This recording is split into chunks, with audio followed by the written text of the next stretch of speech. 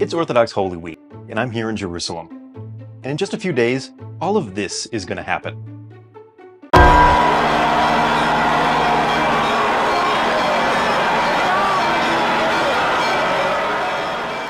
On the day before Easter, Theophilus III, Patriarch of Jerusalem, will enter the inner tomb of Jesus alone. He'll recite a prayer, and a flame will miraculously appear, lighting his lamp. It's a monumental event in the Orthodox world, but completely unknown in the West. So I've come to better understand it, and really to see if it's true. In part 1, we covered the history and talked about why science on either side hasn't really been able to support or disprove the miracle.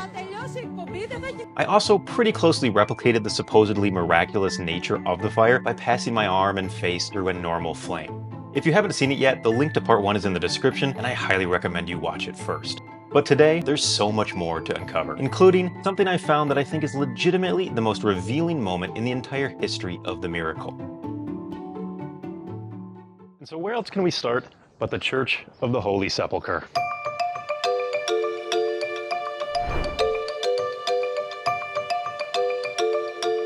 And this is it, the 1700-year-old site of Jesus' crucifixion, burial, and resurrection.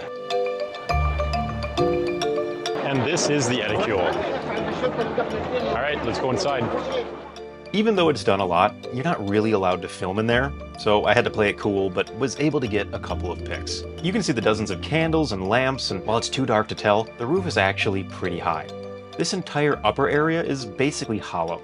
And here is a little secret compartment, which is the only place in the entire Edicule you can see the actual bedrock. It's all been chiseled away and covered by marble and stone slabs. I tried to film a bit more, but this is when the priest in charge literally hits my arm. Screams at me to get out and turn off my camera. And fair enough, I sort of expected this to happen, but I got the footage I wanted. Okay, I'm back here at the Book of James Jerusalem studios, where it's a little bit easier to talk about some of these more sensitive issues. And you probably think I'm going to talk about all the places that you could possibly hide matches or lighters in the tomb, but that's not what I'm going to do. We established in part 1 that the searching of the Edicule and the police pat-down clearly don't happen anymore, but I don't believe it's really about that. And yes, we're absolutely going to return to the theory that this lamp is used to bring in the fire. I've uncovered some amazing video that I'll show later on. But right now, I want to talk more about the priest that hit me. And again, I'm not mad, but it was such a perfect example of the emotion and tension that surrounds the sepulcher and culminates with the holy fire. These are Arab Greek Orthodox Christians who every year before the fire march through the city. It dates back hundreds of years and is essentially a big taunt towards the other churches. This is their miracle, and they are the true Christians, and they want everyone to know. As we've discussed, the church is divided between different denominations who sometimes physically attack each other over the rights to a certain location. The law that governs these rights is called the status quo and come from 1757 when the Ottoman Empire ruled Jerusalem. I actually went to look at this scale model from the 1860s, which was commissioned by the Sultan himself to help keep track of who owned what in the sepulcher. As you can see, it's pretty crazy. Courtyards cut in half, chapels shared depending on the time of day. It's a mess. Now, many people are familiar with this famous ladder that stood here since at least the 1720s. No one can move it because that would imply ownership. But another more interesting ladder is this one. It's a Catholic ladder, but those aren't Catholic lamps. There used to be Catholic lamps there, but the wall was destroyed by an earthquake about 200 years ago. But if they don't put the ladder there, they lose the right to. And you do not give up your right to anything in the Holy Sepulcher.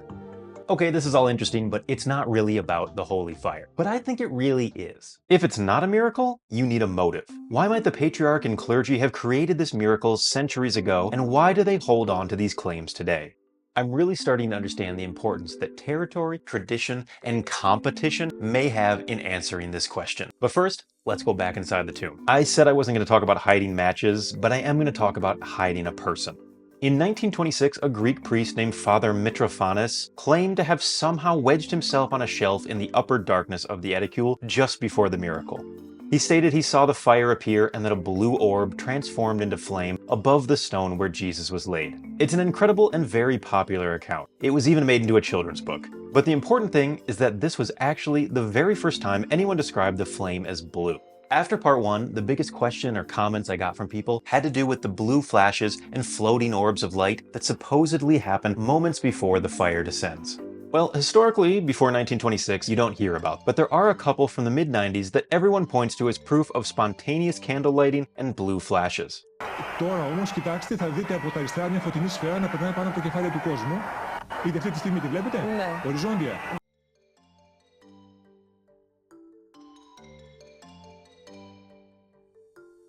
Βέβαια, εμφανέστατα. Προς τα δεξιά.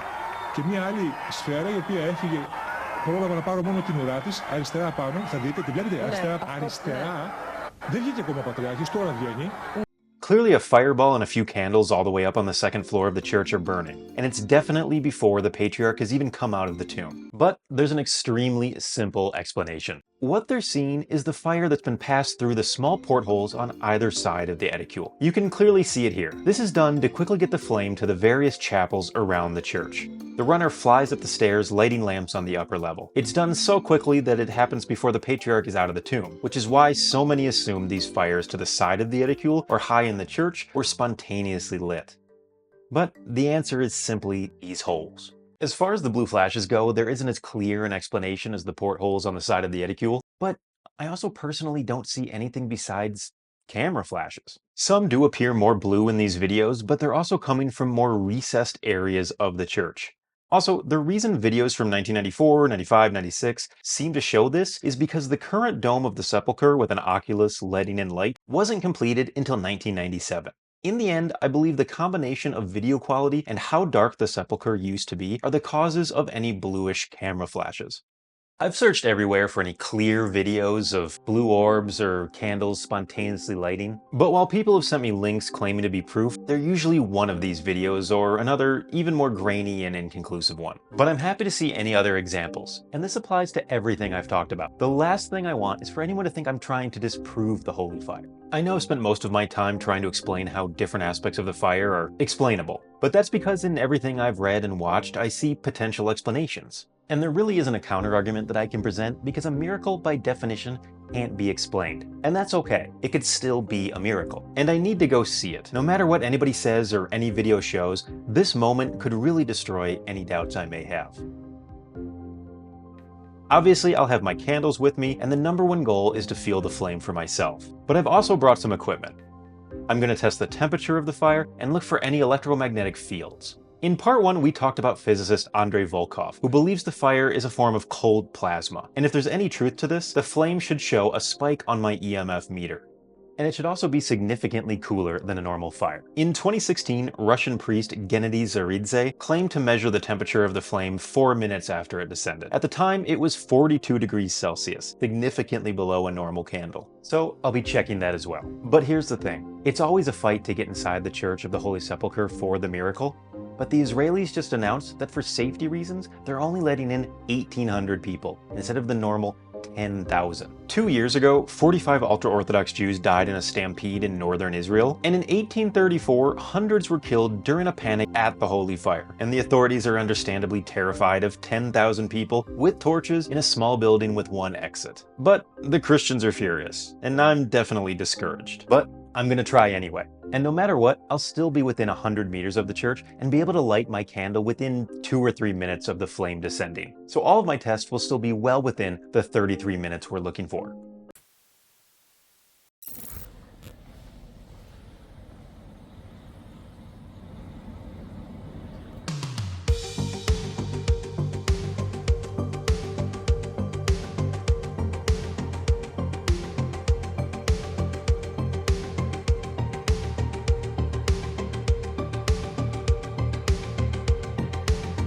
So there's police barricades everywhere. I just had to bargain with one to get actually just back in the city, but I've walked all over and I think I found a route to the church, but I can't hang out there because there's nothing but police there right now. So we're gonna take a break and try again in a little bit. See, I can't even go down the main road here. All right, let's try again.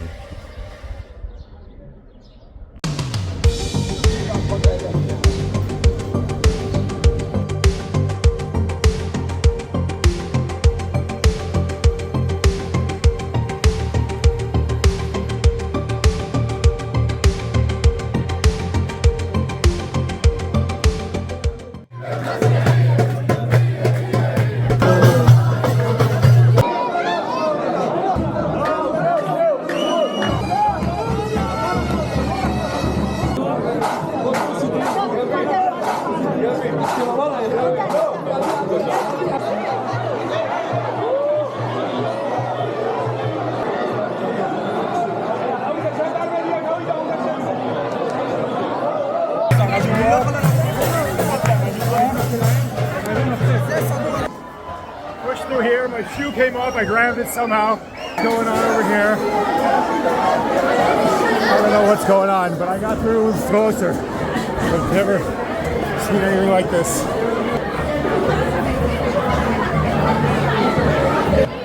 Okay, I don't know how much more I'm going to push it because I was literally climbing over people. I had no choice. They were pushing me over each other and made it within about 100 yards of the church. Down there.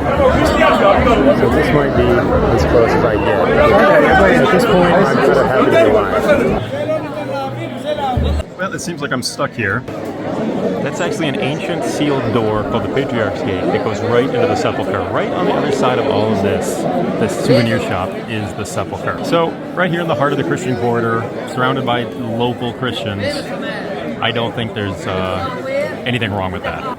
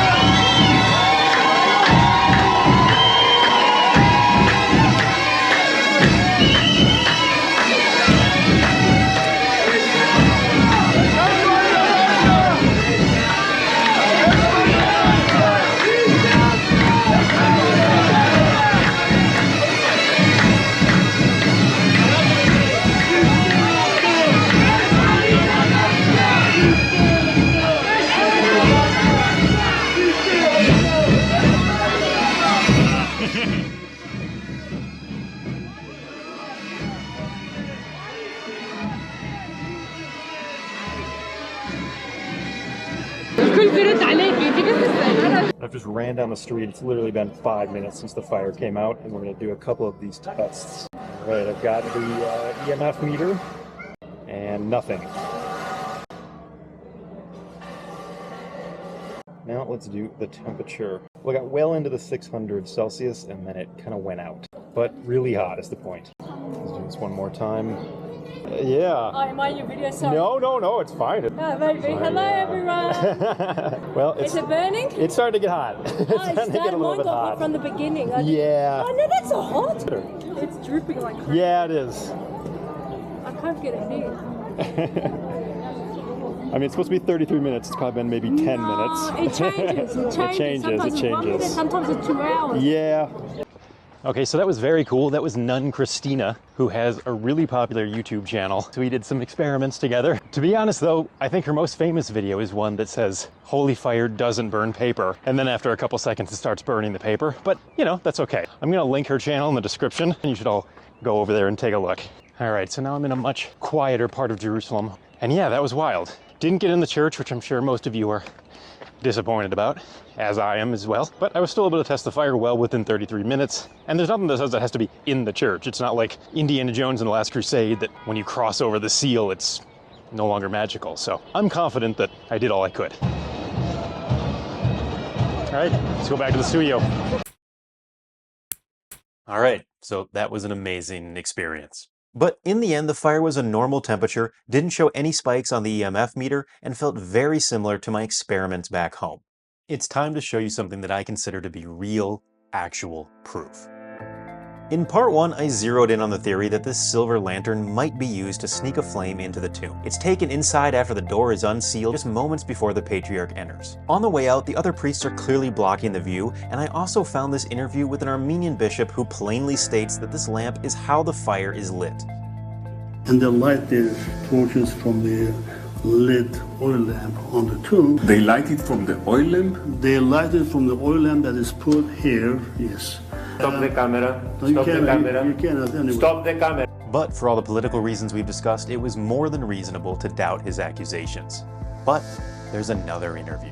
This one is with the man who puts the lamp inside the tomb. His name is Archbishop Isidorus, and he's the Orthodox guardian of the Sepulcher, quite a high position in the church. Last year, Greek journalist Demetrios Alikakos interviewed Isidorus. He starts gently, but quickly asks about the little detail of the miracle. Τελετουργικό συνήθως πολύ λίγοι το γνωρίζουν και οι διακονητές που έχουν κάνει στον χρόνο γνωρίζουν όλο το.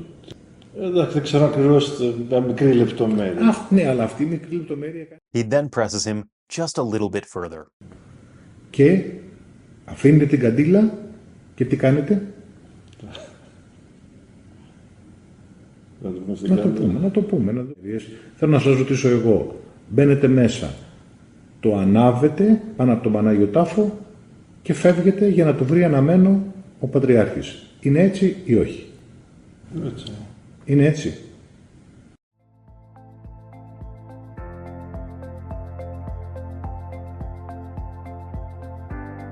And there it is, the man with the lamp clearly stating that the fire is not a miracle and that it's already lit when the patriarch enters.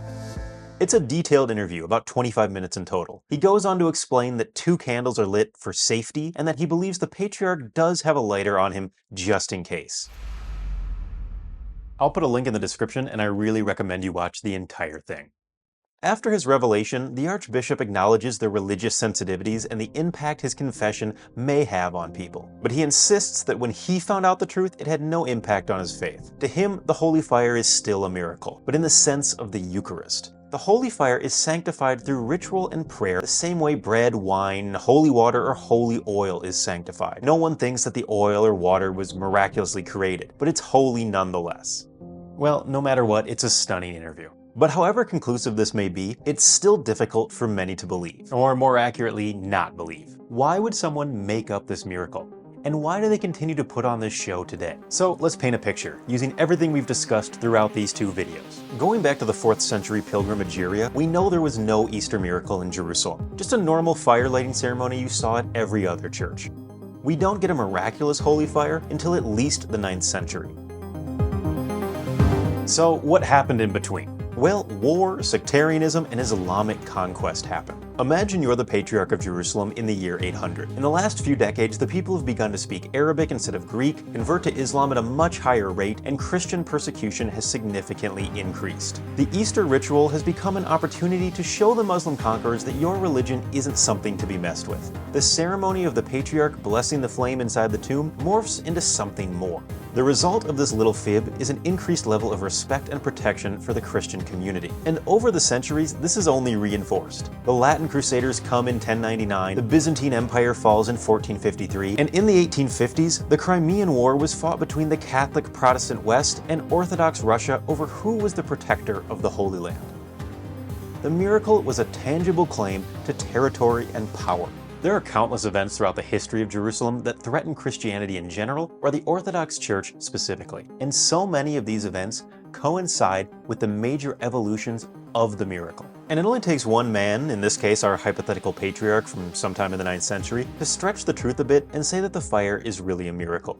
If you were Patriarch Theophilus who went into that tomb today, entrusted with the enormous responsibility of carrying on a centuries-old tradition, would you really decide it was your job to put an end to all of it? But I hate to sound like I'm chalking the whole thing up as just some political tool.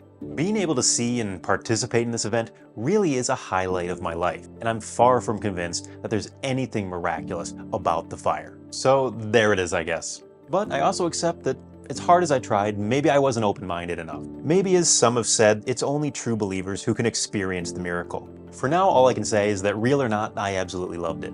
And God willing, I'll be back. And we'll see what happens then. Thank you all so much for watching. I hope these videos at the very least reminded you to be interested and open-minded no matter what side of something you may be on. If you had fun, please hit the like button, leave me a comment, and I'll see you on the next one. Thanks again.